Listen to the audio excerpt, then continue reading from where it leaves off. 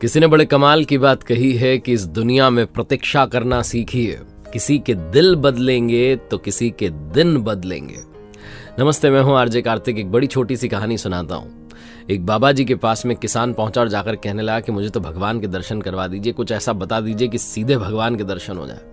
बाबा जी ने कहा उसके लिए तुम्हें एक नियम लेना पड़ेगा। किसान ने कहा इतना समय मेरे पास में है नहीं कि मैं नियम को फॉलो करूं। बाबा जी ने कहा देखो नियम तो लेना पड़ेगा।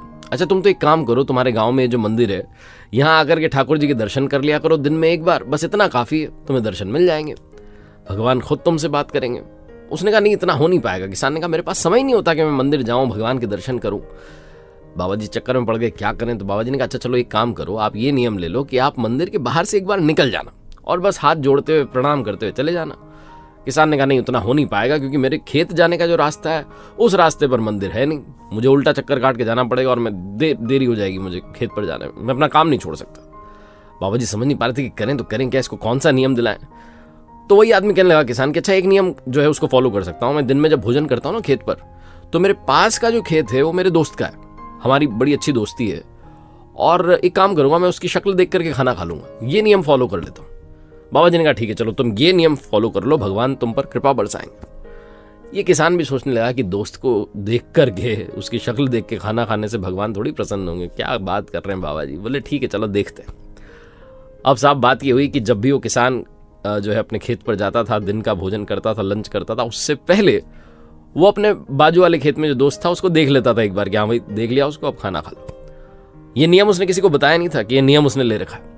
उसकी पत्नी उससे कई बार कहती है खाना खा लो ना, बोले नहीं वो एक बार उसको देख के आ जाता हूँ, उसको देख करके आता वो खाना खा लेता।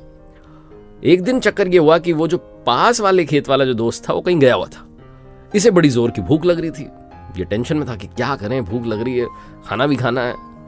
इसने पूछा वहाँ काम कर रहे लोगों से, उन्होंने कहा साहब वो तो गए हुए हैं तालाब के पास में मिट्टी खोदने के लिए, मिट्टी लेने जो है गए हुए हैं। अब इस व्यक्ति को समझ में नहीं आया कि भोजन कैसे करें, वो पता नहीं कब आएगा। भूख बढ़ती जा रही थी और नियम जो है उसको तोड़ना नहीं था।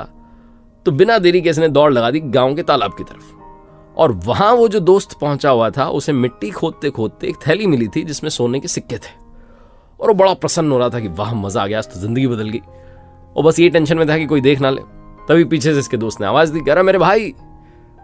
और ये जो नियम वाला जो दोस्त था इसको तो सिर्फ शक्ल देखनी थी अपने दोस्त की। इस किसान ने उस दोस्त की शक्ल देखी और पलट गया, और इसने पूछा क्या हुआ भाई, कहां जा रहे हो भागते हुए। वो कहने लगा अरे देख लिया मैंने देख लिया।